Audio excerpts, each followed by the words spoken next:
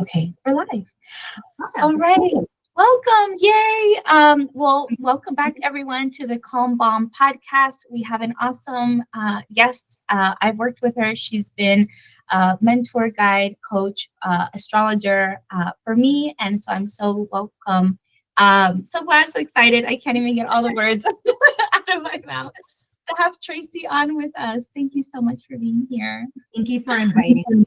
It's a pleasure. It's so nice to see you again. And I'm already excited for this conversation. So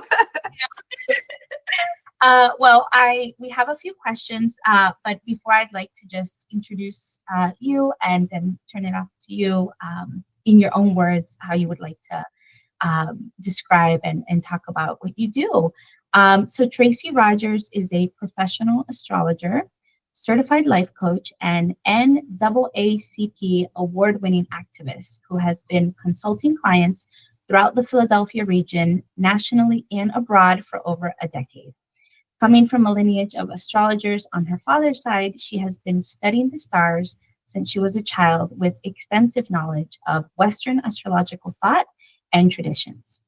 Her practice of astrology is interwoven with life coaching techniques that offer clients a robust, fully encompassing approach to empowered living, and her activism is often informed and inspired by how planetary orbits and alignments above affect our collective below. Tracey's work has been published in several print online journals, including the Institute for Policy Studies, Other Worlds Editorial, Rebel Society, Wiki Experts, and more. She has also been featured guest on CBS Sunday Morning, Good Morning Washington, Good Day Philadelphia, and was awarded the 2021 Best Astrologer for Beginners by Philadelphia Style Magazine. Amazing. thank you. So is that you? How would you talk about your work and what you do, and in your own words? Yeah, it's so funny because I feel like only now have I accepted the fact that I've done some things with my life. Yeah. Like, I've had some achievements and I've reached some level of success, right? So it's interesting to hear you read that, and it's all true, and I sent it to you. But it's something different to actually hear it spoken aloud, and to recognize, like, oh damn, she is talking about me, you know. So I don't know that I would, if you were to ask me on the spot, I probably wouldn't describe my work in that way. As much as I would probably just say I give astrology readings, I'm a life coach, I care for people, and that's how I like to think of my life's work and purpose to a greater good. Yeah. And that's so it landed. I don't know if this lands for other people, but for me, it's like we don't brag about ourselves or in the same way or in the way society. And so, it sounds good, like to receive and be seen, but also for us to see ourselves. Yeah. How has that been, like that journey of, I don't even know how else to frame that. I mean, honestly, it's still a journey. I would say in more recent years, I have been challenged to actually fully embody and embrace the work that I do. To be seen requires vulnerability. And so for me, it's the vulnerability that comes with being acknowledged and recognized and seen. That's always been a struggle for me. And I think personally as well, there's this fear of like, don't get too ego about it. Don't get too caught up in your head. Like, stay humble, stay modest. That said, that is a teaching that women especially are expected to kind of embody and embrace. Don't be confident. Don't be too empowered. And especially true for women of color. And so this journey has just been really just a lot of unlearning and being courageous when I find myself in spaces that are foreign or where I'm having to take on more of a leadership role, being open to such spaces. And then also just celebrating myself. I mean, it's just the answer to that question is that it's just a lot of unlearning and reprogramming of how we celebrate ourselves in the work that we do. Oh my gosh, yes. I mean, I know we can all relate in some way, somehow, but like rest, you know, especially now in the US and all that we're doing, and like we're not even consciously aware of all the things that we're engaging with, interacting with, and like what does empowerment mean in some ways? It's like, actually, Raquel, I'm at least talking to myself, like, you need a bath, or like you need to like watch something mind numbing. You need to disengage. And no, I love everything that you've just said, because the unlearning is such a hard thing to actively choose to do that. Exactly. This is going to be one of my questions, but I'll sneak it in here. What media, books, shows, movies, but I was actually inspired to add in music. Another guest said, what about music? I'm like, oh my God, of course. So any type of media that could have changed, shaped your life, and maybe been part of unlearning, but anything. Yeah. I mean, as I reflected on that question, I could spend a whole additional hour talking to you about it. I think the primary media that has been the most impactful has been books. Everything from self-motivational books, for example, The Four Agreements by Don Miguel Ruiz, Anything and Everything, Brene Brown, Anything and Everything, Young Pueblo, Marianne Williamson, Iyanla Vanzant, these Napoleon Hill, just to name a few authors that have really kind of supported my unlearning process and the reprogramming of my mind, the reprogramming of how I think. Dispenza is another one. So many. I mean, Bell Hicks. I mean, Malcolm X. It's a lot. So books is my primary media, and then as far as other media, music for sure, movies, I would say. I have a very wild imagination. Okay. And I don't know if that's good or bad. I haven't decided yet. But any kind of film that taps into my imagination, I think it's always an inspiring way to feed my creativity and my imagination. And so everything from like the Twilight series to vampires. I love vampires. To even like Wicked and Greatest Showman, like all of these musicals and whimsical productions that just kind of draw me in. Those are also some other platforms and some media that kind of feed my soul in ways that little else does. You know, there is very much a little girl inside of me who is still kind of playful and silly and goofy and likes to get lost in her imagination. And movies for me are the best way to do that. Yes. I mean, I think that's the biggest thing that I don't know if I had this conversation with myself or with somebody else, but like it's hard to reconcile. You know, we're taught when we're little, what do you want to be when you grow up? To dream and everything, and then we're not really told the whole truth of how life works, and then we're just dumped into it in different aspects. Like some people have more advantage, privilege, resources, whatever, like fill in the blank. Some people have more, and others don't, and we're all like figuring this out together. And it's like, what about the dreaming? What happened to the fantasy? What happened? I Pop know. the bubble, I lived it. Oh, and I can see over the years, the older I've gotten, the farther away from that imaginative play and world that I just loved to indulge as a child. I don't have much time and space for it. And so that's why when I can go to a movie, it's like a big treat, you know, when I can sit and binge something on television that captures my imagination. It's like, I got a plan for it, you know? You got a plan to play. Exactly. But those are the experiences that connect me with my true self. And you know, as I say that out loud, you know, it makes me a little sad that I don't get to do that more often. You know, I'm more intentional about it now, knowing that it's important for my well-being. But I wish I could just spend all day watching different musicals, West Side Story, you know, Spider-Man, like all of the things that just tap my child world.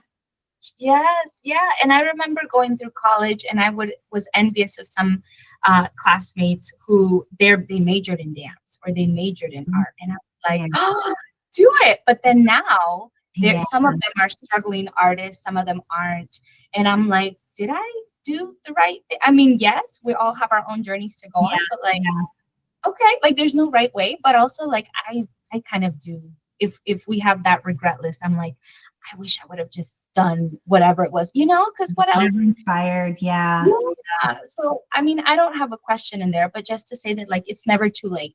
Of like course. you said, be intentional. It's never too late to create that space, to quit the job, to become the thing. Like, it's hard. What has helped you, like, besides like the books and things, but was there someone in your life that role modeled that for you? Did you just like in tune with yourself, like, okay, this is what I need? Or you know, I will say, and it's funny because, you know, we think of our parents, and as we get older, we see them as flawed humans. The best they could, right?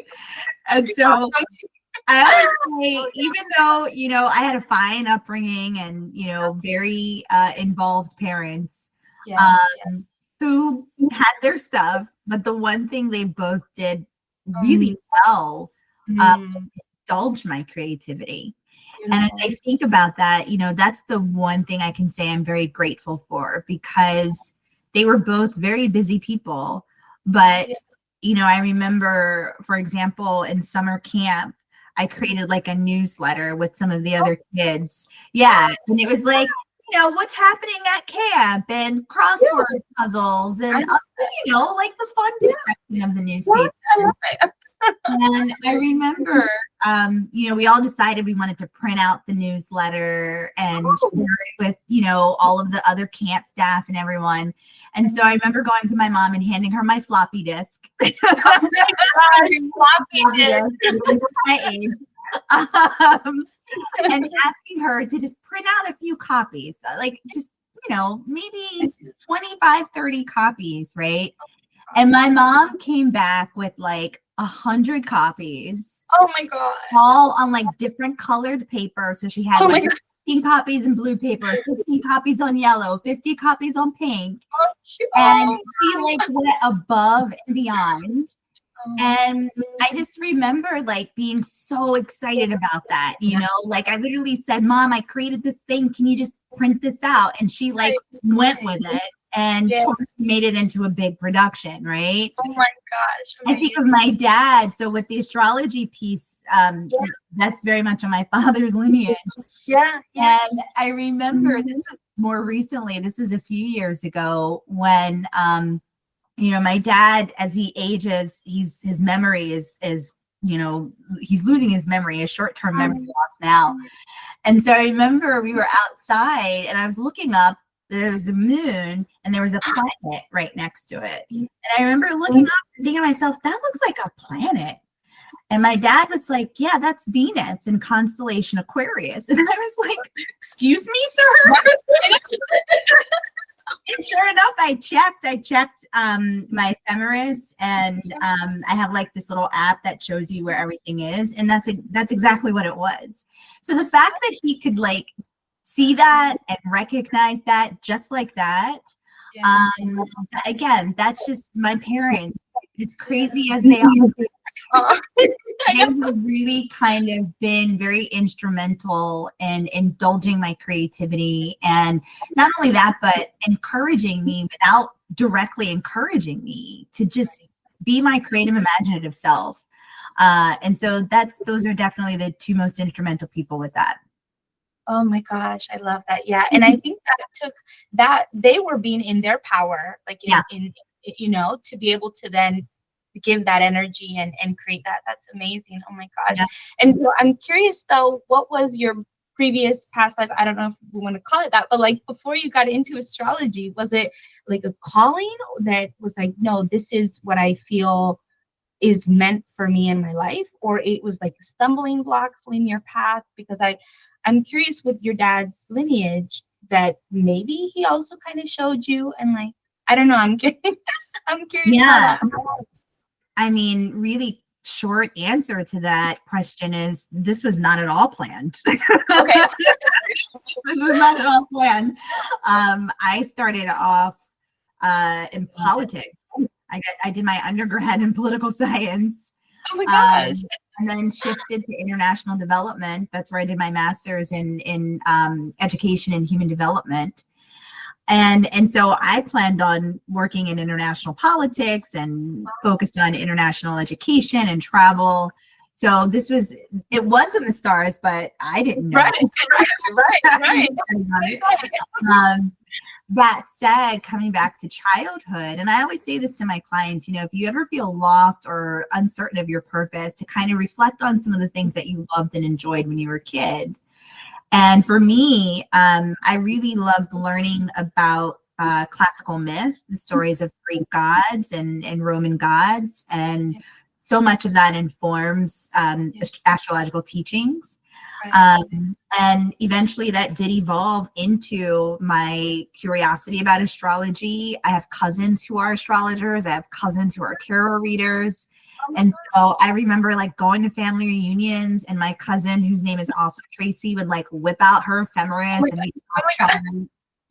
And so there was always an interest, a genuine interest and curiosity there ever since I was a kid, but it was never anything I ever intended to do for a living.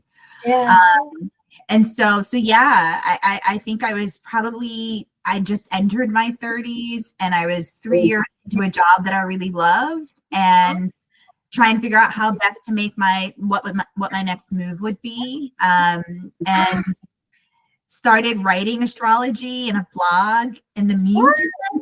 I was figuring out my life in my 30s. And I would send that blog to my friends, and my friends wanted me to write more about astrology. And eventually my friends started asking, do you give readings? And eventually I started giving readings. And then my big break was I had a friend who was invited to a movie screening hosted by Russ Parr, who's a popular radio personality, national radio personality, nationally syndicated. And so she invited me as her +1 to go to this event. And I was familiar with Russ Parr because I listened to him growing up in Philly. And so I approached him, and I was just like, if you ever need an astrologer for your show, let me know. And I was expecting him to be like, what? You're right. But the reverse happened. I approached him on a Tuesday. He said, send me your information. I'll see what I can do. I emailed him on Wednesday, and by that Friday, I was on his show. It happened just like that. And so that's when I started to see more clients. And eventually I thought, how cool to like work out in an office. Maybe I should build a practice. Maybe I should get certified as a life coach, right? Like all of these things while I still had this full-time job. And then eventually I left that job in 2018. So yeah, so it's really, people always ask like, how to get here and what you do. And It was a series of very random and fortunate events. There was nothing planned about it.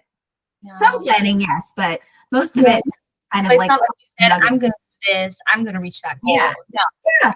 And just on a whim or inspired or feeling creative, like that was it. So, and clearly this is, I know for certain that this is the path I'm meant to be on because I've had such success, but also because I love it. This is my life work. So, yeah. I feel like there's a theme, or maybe I'm picking this up. Maybe if I listen to another day, I'll pick something else up. But today it's like this others seeing something in us, like there's already a seed, and there's a watering of it, because when you said that you just did something out of like the imagination, the creativity of it, just doing a blog, not expecting this whole thing, and then somebody saw it and it's like, oh my gosh, Tracey's actually really great, and then it like kept going. And even if I won't, I don't know if disclaimer, but like, even if for some that doesn't happen that way or the way we want it, but like there's always something I think that's innate in each one of us that gets picked up on. Yeah.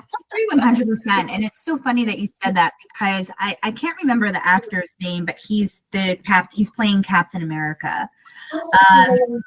Yeah, and he was being interviewed the other day, and he was saying how he was reflecting on this belief that we're taught that you have to earn success, that you work hard and follow a particular script and do all of the things in order to earn success. And for him, he started to realize like that's actually not true, because we can do all of the right things and be in the right script and still not reach the level of success that we want.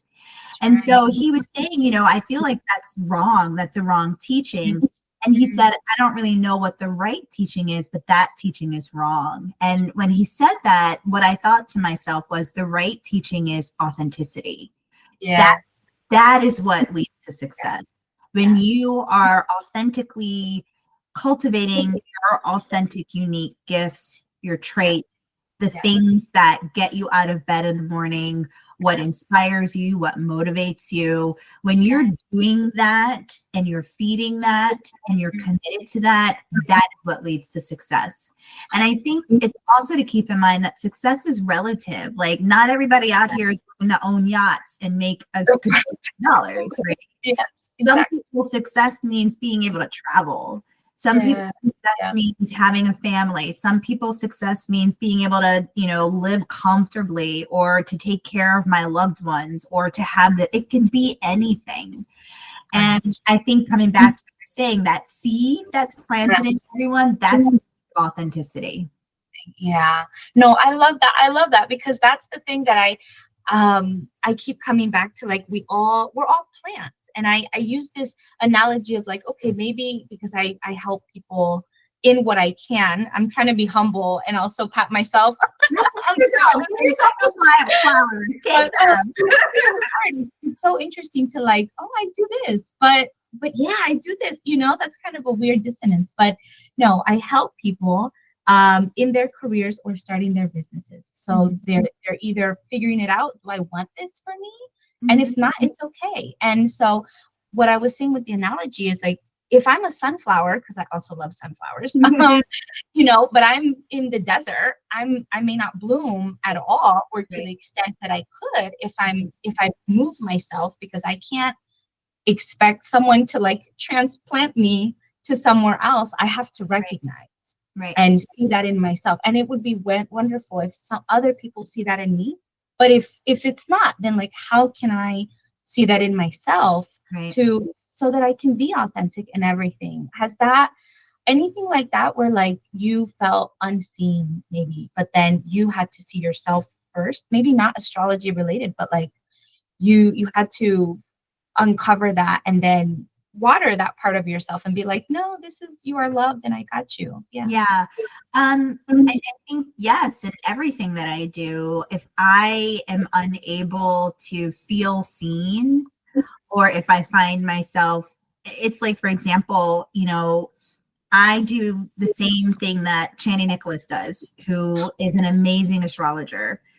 The difference between us is from what I know is that I don't have as many followers, right? Yeah. And so just from what I know, I don't know her, but Sure. I know we don't have the same number of followers. And so, you know, there are these moments when, you know, I often feel like I'm not being seen because maybe I don't have the same number of followers, or maybe I don't have the same kind of responses that Chani gets or other really amazing astrologers get. And in those moments, I have to come back to my unique stamp in this field, quote unquote. Yep. And it always brings me back to something a mentor shared with me as I was building my practice and like getting ready to set my rates. Like, how much would you charge for a reading? Oh gosh, money. Listen, you know how this works. That was a very awful terms with. And I remember I shared what those rates were, and my mentor literally said to me, I think you need to work on your self-worth and self-esteem issues, right? And so I did. And he also reminded me that the people I am meant to help will come to me. Yeah. And I think that that is such a powerful and unspoken truth. Yes. When you're building a business or building a practice. Yes. I am not Chani Nicholas. I will never be Chani Nicholas. I will not build the business that she has built because we are two different people and we have two different, you know, authentic approaches to how we do work that we love. And so I have to remind myself of that whenever I have those squirrely moments, whether it's with astrology or any other experience. Right. And I do have to kind of water myself. Yes. Get to that place of authentic feeling and knowing of, okay, this is how I will approach this because it's what I know best and it's what feels comfortable with me. And then I can allow myself to be fully seen by others. So I think it does start with the self. And coming back to, you know, business entrepreneurs, remembering that you could have the best marketing plan in place, right, the best strategic plan with your business, you can have the best employees, you can have the best social media and what have you. That's important, but what will make the difference with your success is your unique, authentic approach and stamp on that work. That's what's going to be what draws the right folks to you that you're meant to serve. Oh my gosh, yes. Well, you're preaching to the choir because that was, I mean, I'm consider myself baby entrepreneur in some way. And I mean, there's always evolution and growth, but if we're looking at it from like, oh, am I making consistent income and like those metrics, I'm a super baby business. And it took a lot to figure out, I'm not a regular career coach. That actually feels very boring to me. And just, I'm not about boxes. I'm not about, you know, stick here, conform. What about me says conform? No, I'm kidding. But like, but it's the truth. Like I'm a first generation Salvadorian American. And so talking about lineage and heritage and ancestors, like they're not from here and they didn't have role models that had a certain hierarchy and fit this box. Like we're all survivors, you know, talk about people of color and ancestors. Like I'm reading this book now called Grandma's Hands. And what I'm learning, everything is a learning and unlearning. But if I'm pronouncing, if I got that idea, oh my gosh, do you know abolitionists? What is the way that the doctor describes it? Like body abolitionists or like autonomy abolition, something like this, about how the trauma is like in the body. Oh, and genetics. Yes. And how like we have to unlearn. And so what I'm trying to say with all of that is like, there's no way I could do regular career coaching because the mentality I bring is the somatic, is the spiritual. It's like we have to unlearn the quote unquote success, the quote unquote, this is not meant for you. And no matter how much you try to shape yourself into what they want, it's never going to be you. And that takes time, I feel, to like just recognize, oh my God, that's actually the message I'm trying to say. And it's scary to be vulnerable. Yeah. Anything that has helped you with that? Or like, I'm feeling great. Not to toot my, I'm feeling great about it, but like, I'm thinking about those who are struggling with the vulnerability, struggling Yeah. with kind of looking themselves in their mirror. Maybe they're in that phase of like, is this me? Is this not me? Yeah. I will definitely say astrology is great for that, because you've kind of got no choice but to kind of see the deck that you have. But I don't know.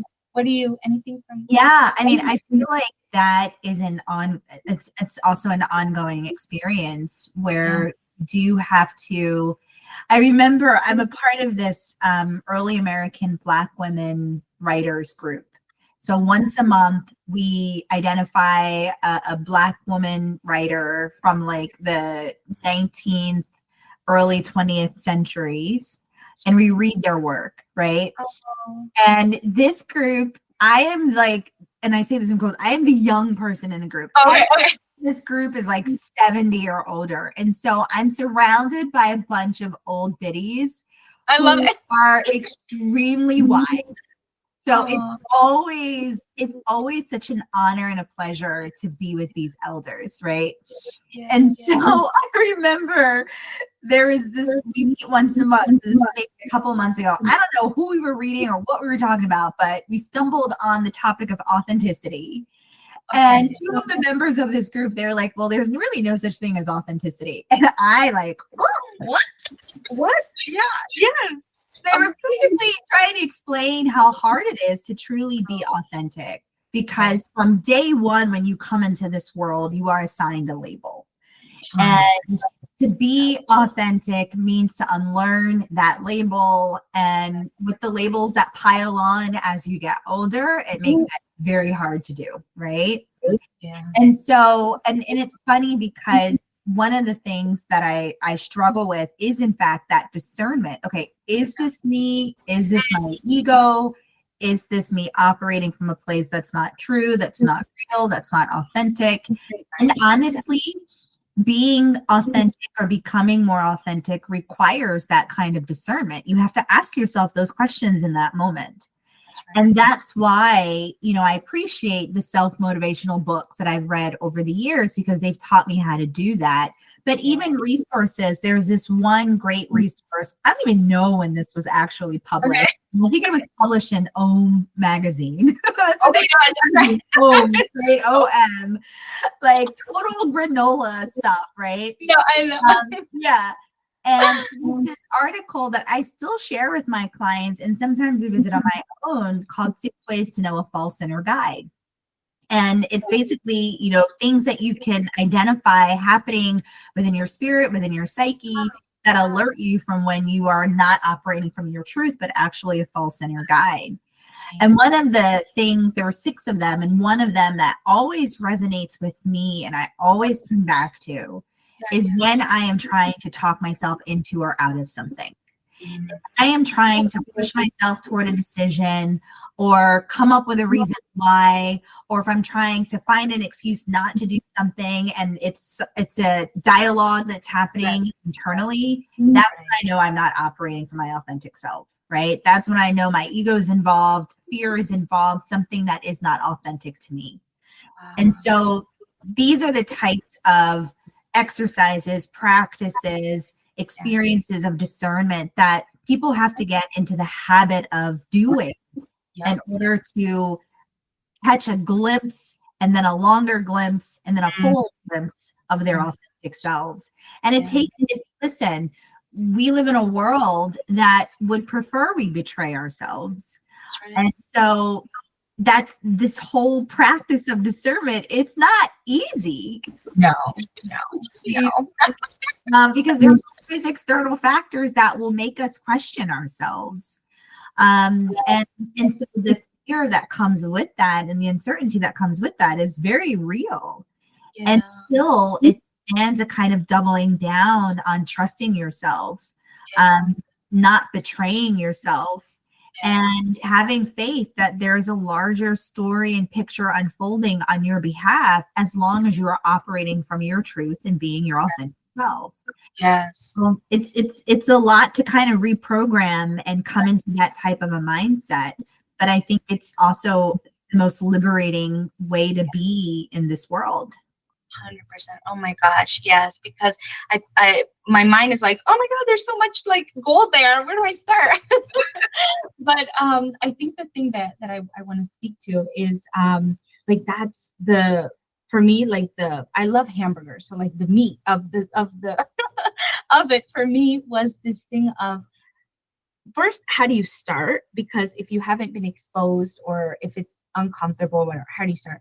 But then number two, I think that's just the sad truth of society that they sell us this. There's security. We can guarantee you if you just do this, for sure that'll happen. And if you follow the rules, then you'll be fine. But I mean, something that with all these executive orders that are nonstop, something that has been affecting my line of work is the DEI and sustainability and this meritocracy. And I'm like, what BS or what bullshit? This is my damn podcast. So what bullshit?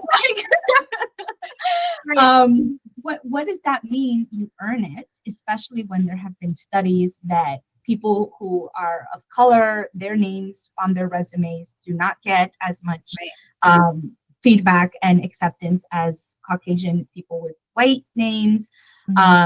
Talk about experience, whether you have degrees, like all these things don't even apply when you're in the job, because then you deal with office politics and you deal with all these other, and it's just like, there's so much bullshit out there. And it's like, it's sometimes safe because we're used to that, because we're indoctrinated.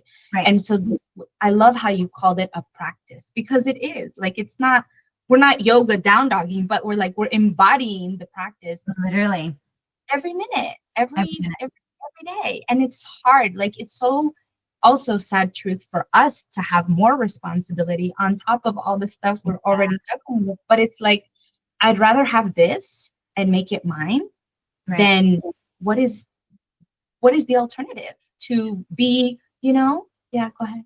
Yeah, I mean, that's a very loaded statement. I'd rather have this and make it mine. Otherwise, what is the alternative?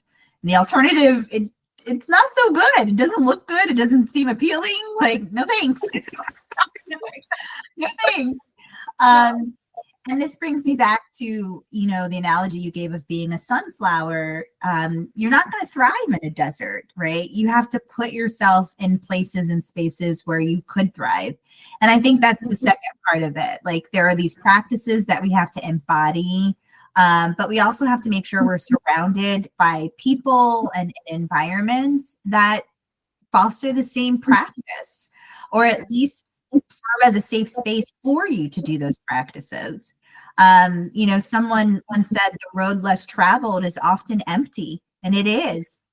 And I think what can also be scary of, just kind of carving out your own lane and finding your own way is the isolation, feelings of isolation and being alone that come with it. But again, it's like, what's the alternative, right? I can try and force myself into spaces that don't reflect my truth. I can try and fit in. I can try and follow this script that I just really would prefer to rip up and throw away. What are the alternatives? And unfortunately, I'm also in the DEI space, and I often jokingly say that I moonlight as a diversity and consultant. I moonlight because it's a lot of emotionally laboring work. So I don't want to put myself out there to make myself accessible in that way, because it's just a lot. But I also like that I do this work on the DL because you almost have to, right? You have all of these attacks that are coming against the work. And so, that's a perfect example of how right now there does seem to be a lot of pressure that folks who are still not embodying their most authentic self, they're struggling with, right? Because they know what's right. They know what's true. They know what's just and fair. But there's this pressure from the other side that is saying, no, you have to conform. So the dissonance seems to be growing louder and bigger, it seems. And DI is just one example of this. And I do think, as the world continues to turn and we live in unprecedented times, and then, of course, just tracking astrological transits, Yes. that dissonance will grow louder, the pressure will intensify, and some people are still going to choose to stick with what's comfortable, even if it's the devil's show, whereas others are becoming more woke. I love how I have this sinister laugh, woke. It's like my big middle finger to anyone who hates that word. I know. But folks are becoming more aware of what is actually happening and the truth. So it'll be interesting to see that kind of divide grow as we move through these times. Oh my gosh, yes. And I think that is both, and I think that's the thing, is I've never been a skydiver. I've always played with the idea because I'm like, oh my God, what an amazing, I love roller coasters. For if I haven't disclaimed that on this podcast, I am like an adrenaline junkie. I think I have a higher risk tolerance maybe than others. I don't know. Okay. But like this idea of you're falling, but you're kind of safe, like you're kind of catching yourself, but you're falling, you've allowed yourself.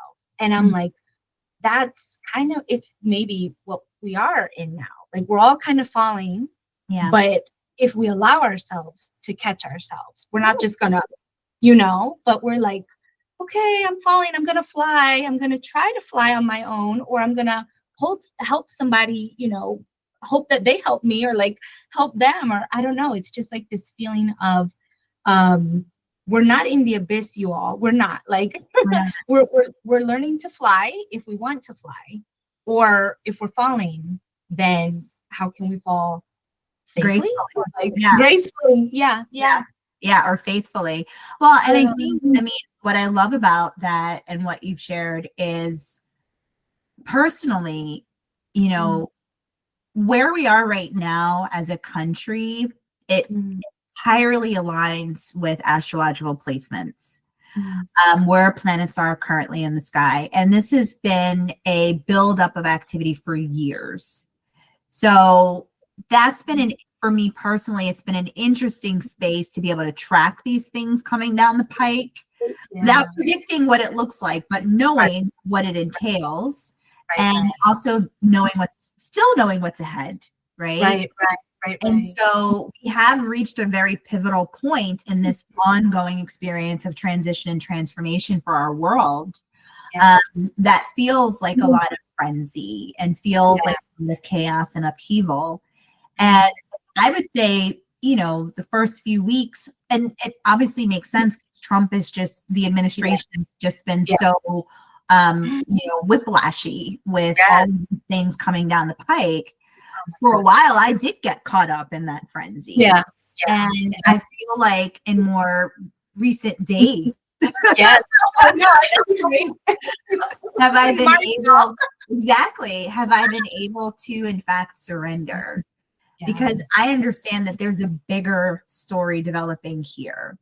I understand that the changes we're experiencing right now, it's all mapped out in the stars, literally. It's all mapped out in the stars. And I'm also not exempt from this. I don't know exactly how that's going to play out. I don't know exactly how I personally will be impacted by it. And because I'm also human, I am going to want to do what I can to mitigate the risks and challenges, and do what I can to limit that, right? That's a normal human response, right? How do we survive this? But spiritual me also understands that what this looks like, someone said it best on my Instagram page, chop wood, carry water. So in other words, I just need to stick to my practices. I just need to be of service in the way that I've been being of service. I just need to continue to be my authentic self. That's what's going to get us through this. And at least that's my role and the thing of this new world. And that does require surrender. It does require falling.